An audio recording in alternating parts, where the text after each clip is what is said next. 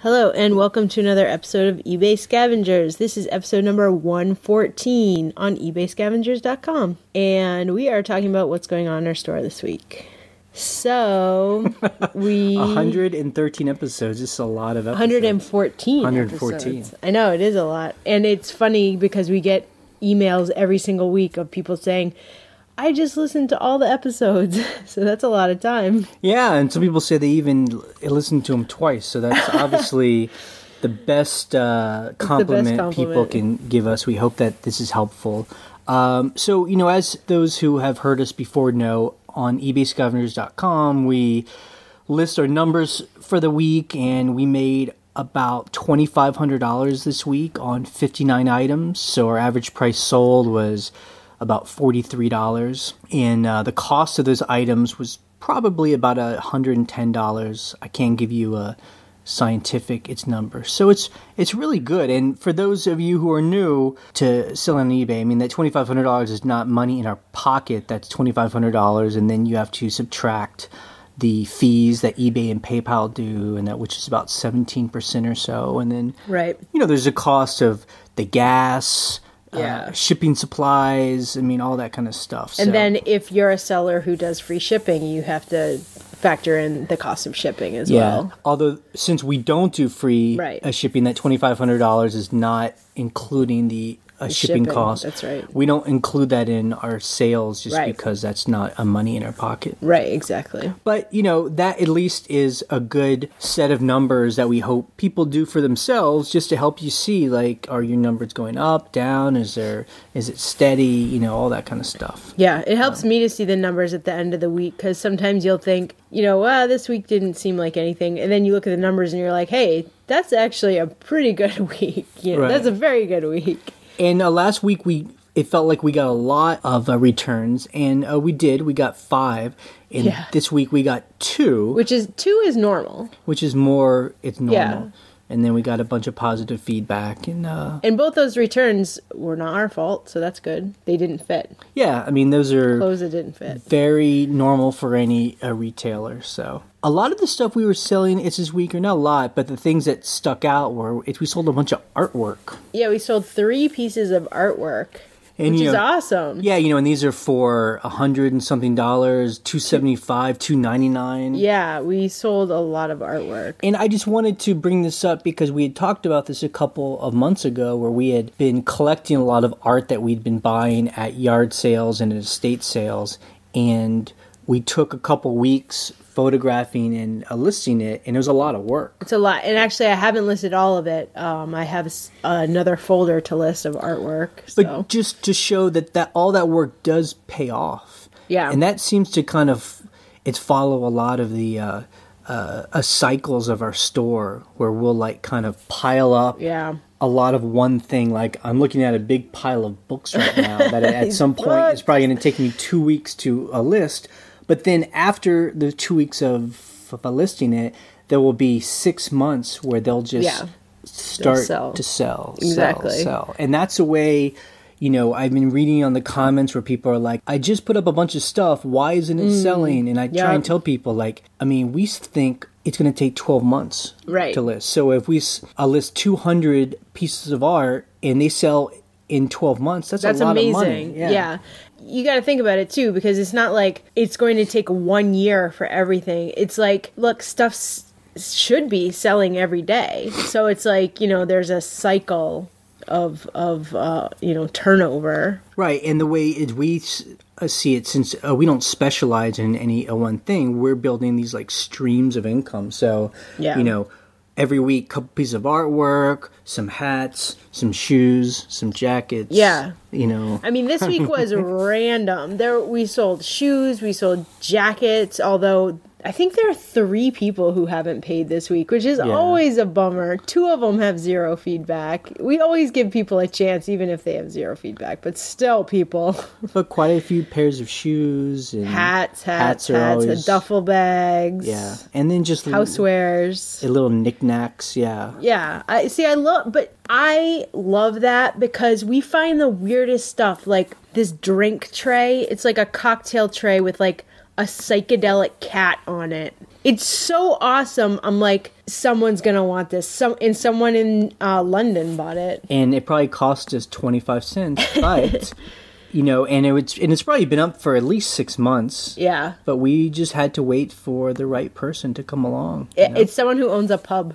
There you go. That's so cool. I love that. And the other cool thing was, we had also, it's been a while now, maybe 4 months ago, we had listed a lot of stuff we had bought in Amsterdam. Yes. We had talked about that where we brought home 2 huge duffel bags full of stuff that we had scavenged at flea markets there. And it's this week. It's been selling. A couple things sold, and these are things we had bought for a couple dollars.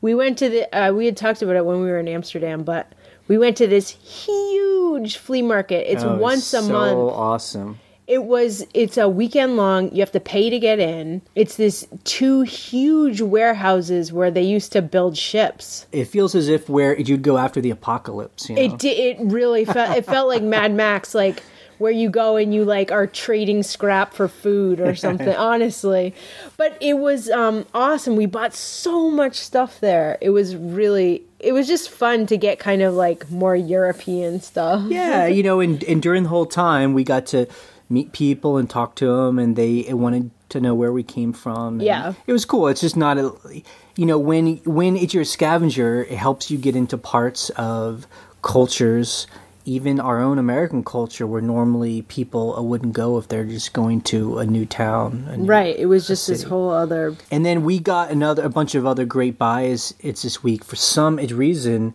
maybe it's just it's spring, one of the thrift shops we go to, they just had so much stuff, and we walked out with a whole carload of stuff, Yeah, and yesterday we drove around our county and the next county over, and we hit a couple, 3, 4, 5 yard sales. Some of them had nothing, but this one yard sale, I bought these 2 vintage 80s keyboards, one's a Casio, one's a Yamaha, and the Casio is one that people trick out with sample MIDI things. They go for over $150. So I bought that for $2. Yeah, it's cool. And I had totally passed over it because we'd kind of hit the yard sales late in the day.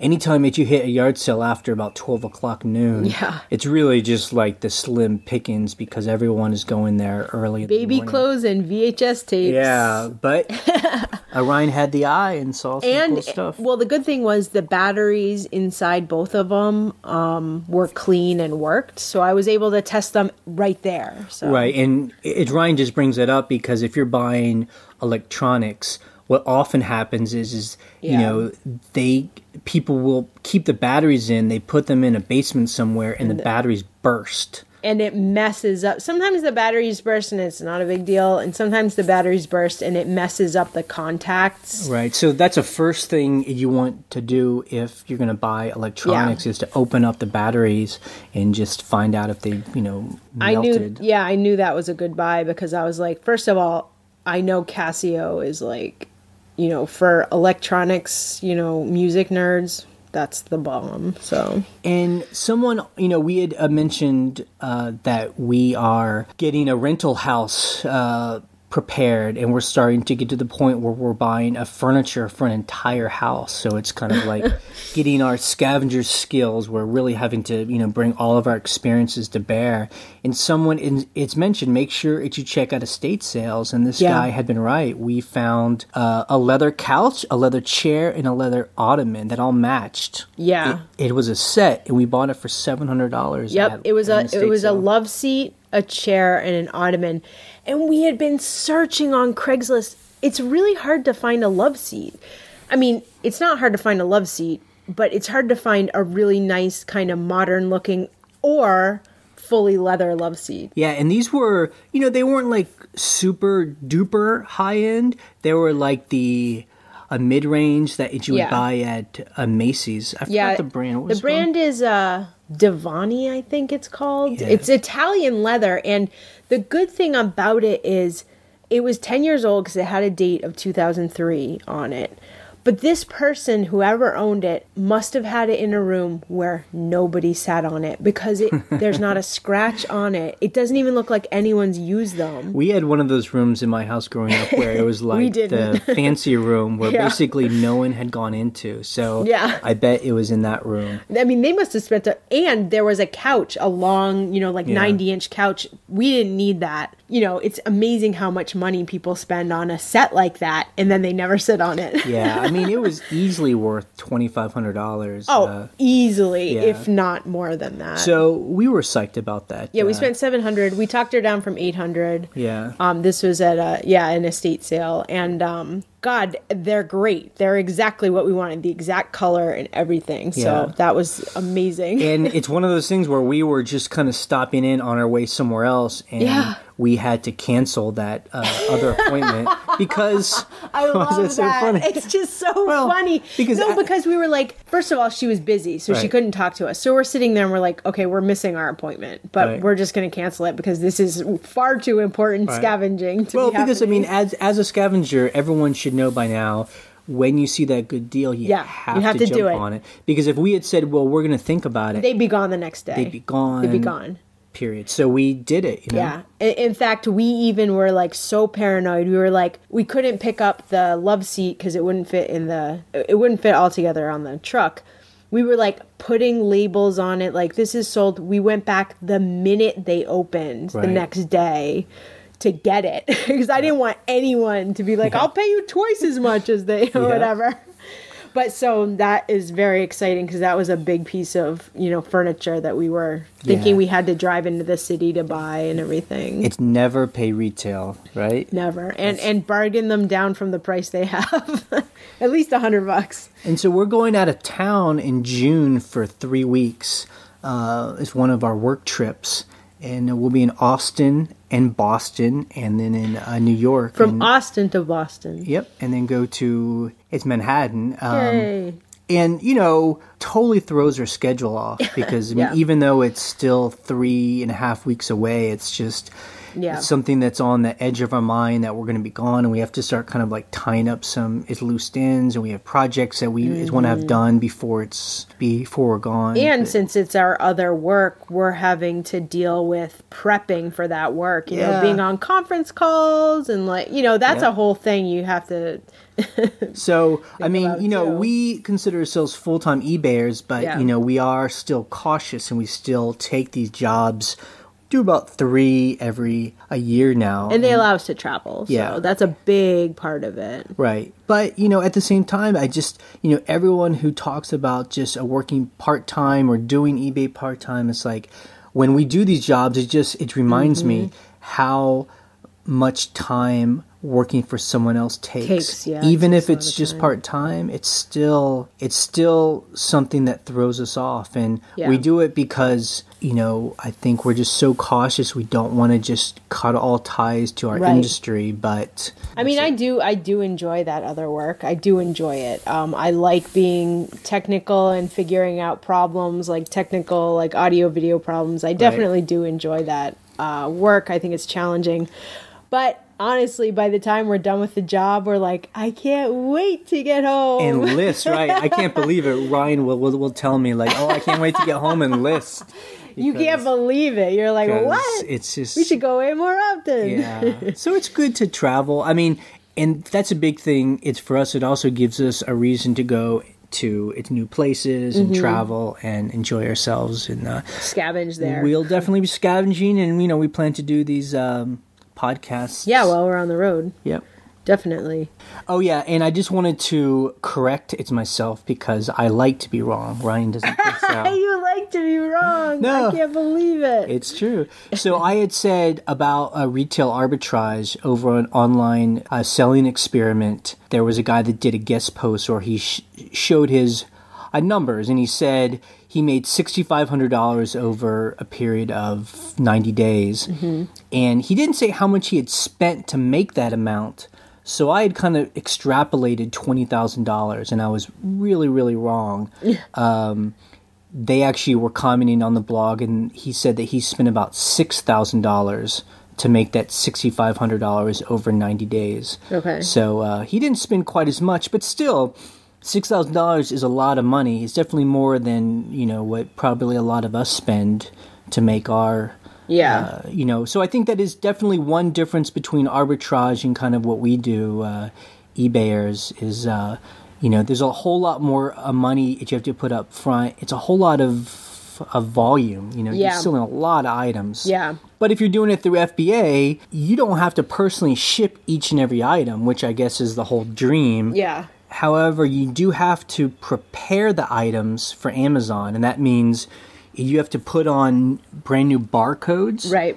And what I guess a lot of them do is they bundle. Yeah. So you have to make these bundles of it's 4 shampoos or 3 boxes of popcorn or whatever else. And he says he worked about 15 to 20 hours a week to make that $6,500 over 3 months. So that means, he was making about $2,200 a month, I guess was his cash flow. Yeah. So I just, again, I like it. Numbers are important. So I just wanted to make sure I corrected that because I don't want to poo-poo on other people's business and not have the right, numbers. So as always, every Thursday we have a question and answer on the blog, and lots of people are good conversations going on.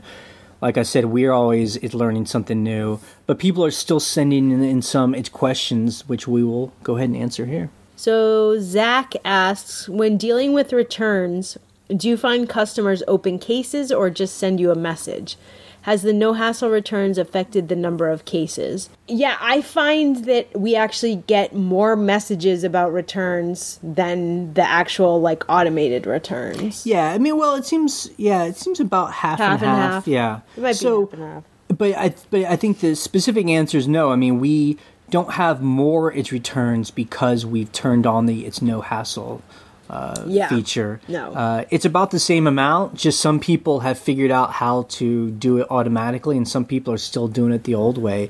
I don't know if buyers don't know they can do the hassle-free or they like to be in communication. I mean, but again, I've always said I was the most skeptical of this hassle-free return that eBay started, and it's turned out to actually be really good. I mean... Well, the weird thing, too, is I've heard, nightmare stories from people saying that people are basically abusing the system, saying item is defective when basically it just doesn't fit, but they don't want to pay shipping back. I've not had that problem once. Right. Only one person has said we were at fault and we had to pay, and they had been right. We were at fault. So that they weren't scamming the system. So, But, it's most times it's always mainly shoes and that clothes. Don't fit. And people are just like, it didn't fit. There you go. And this one lady, she returned it was a heat gun. It was for stripping paint off of wood. And she just said she found a better price somewhere else. So it's just funny. It's even in that case, she didn't even try to say it was our fault or something. It's just she didn't want it. I mean, and that being said, we always put all the measurements and we describe and put a lot of photos. And I must believe that helps us because buyers just really don't have a lot of space to say that we didn't say something about the item because we're so detailed. So thorough about it. It takes a lot of time to do that, but, I think it really helps us in the end. It pays off, that is for sure. Now, Zach asks another question. Is there an advantage to it using a paid server? For FTP versus a free service like PhotoBucket? Basically, he's asking about hosting photos. I don't think it really matters. If you can use a thing like PhotoBucket that's free to host your, if you're using more than the 12 photos that eBay gives you and you want your photos in the description, which is what I like to do, I don't think it really matters where you host them. I use my server because I have been using it since the beginning, and that was before they allowed you to do 12 photos for free. So I just kept doing that. Yeah. I just haven't changed it, and I pay for a server anyway. So. And, obviously, it's whenever you use a free service, I mean, there's always a chance that a service, might go away. They'll just end, or they'll start taking out old photos. I mean, all those things. Right. I mean, we just have such a large inventory. And, we've said we have items in our store that have been up for 24 a month. So if for some reason we were to be on a service and they were to end it or start deleting photos after 12 months, I mean, it would be such a nightmare trying to figure out which items need to get re-uploaded. Yeah. So honestly, server space is so cheap right now. It is so cheap. Right. It's like, and you can even pay for it like on Amazon. I think Amazon S3. You're just paying for the bandwidth you use, not even the storage space. So it's like, it's so low. So I don't know. It's a business deduction you can take if you use your own server. So that's just my opinion. Okay, so Utah Bill asks, how about telling us about how you prepare shoes for sale? What products and methods do you use to clean them? Jay, that's your... Yeah, that's definitely, we have different jobs in our business, and my job is to clean all the shoes, and then I will polish them, and then I take photos of them. So like a pair of leather boots. Yeah, I feel like we will link to one of the podcasts where you and Wendy talked about cleaning. Have we not done one on just specifically shoes? I don't think so. That's actually a good topic. Maybe we will. But anyway, I mean, if you've cleaned shoes before, that's all it is. Like, first I take a wet cloth and I just kind of wipe them. Obviously, if it's suede, I'll wipe them off. But you could use a stiff brush to get any dust off of them. But really, 99% of shoes that we buy from thrift stores and a yard sale, they've been just in a closet for months or years, and they really aren't that dirty. So they just even need a dry cloth and just kind of wipe off any dust. And then I separate them by colors, so black and brown, and then I just start to polish each one, Yeah, so we use a cream polish. Well, you can buy like a tin, which is like a cake polish, and then there's the cream polish, which is a little more... It's just easier to put on. It's a cream, it's easier to spread.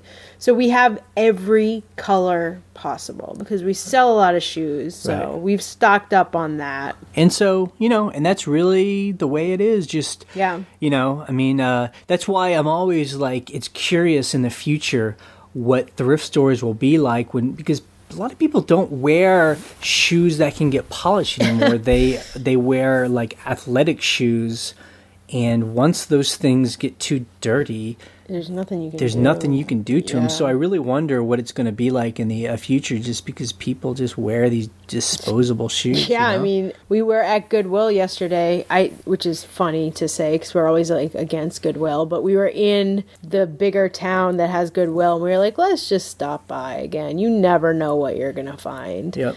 So I was looking at all these, like running shoes, and I'm like, oh, these are nice. And then you look closer, and you're just like, I can't clean these. Right. And they're all worn out on the bottom. Just whereas, we buy and find a lot of like old 1960s like black shoes. Yeah, and they're great. Shoes. They're really easy. Like Oxfords. Right. They're really easy to bring back to a life, and people pay for them because they're expensive to buy new. Like a pair of leather shoes, it's just quality. When you say leather, we mean all leather, like leather soles. Some of them have like stacked leather heels. I mean, you can get those resold, you know, and that is the key. Cool. So I hope that helped. Okay. So Donna in Warrington, that's her username or something. She's asking, is there a way to determine how much an eBay store will cost you per month? I thought I saw a calculator somewhere that would calculate the fees based on your inventory size, so you could figure out whether a store was worth it or not. So yeah, we will link to this. eBay has like a fee calculator. This has been a big topic of conversation on the blog. Yeah. Because I guess a lot of people have been using these eBay, it's free listings per month. So they just wait till eBay gives them, 100 or 1,000 free listings, and then they'll list. And I guess eBay just changed that. Now the free ones will only be auctioned. Yeah. And not buy it now. I mean, our advice is always like, it's cool to be like thrifty like that. I mean, I was like that in the beginning. Right. Totally. But you cannot let that keep you from getting on with your business. Well, you know, I just think, everyone gets to that point where is eBay just kind of like a fun little side thing where every so often you're going to put up 100 items and make $500 and then you'll stop and, take a break. Then it's just kind of a fun hobby and you can probably just use a free listings. But if you're starting to depend on that extra $500 a month or $1,000 per month, or you're trying to actually make it into a business, I just think you got to bite the bullet. Yeah. And I think the first store, the basic store is like it's $15.95 a month. And there you go. And so that's not bad. It's not bad. So that's it. I don't know. That's that's the basis of this podcast. That is the basis of our manifesto. That's the reason we started doing the podcast, because we were like, this is the formula that works for us.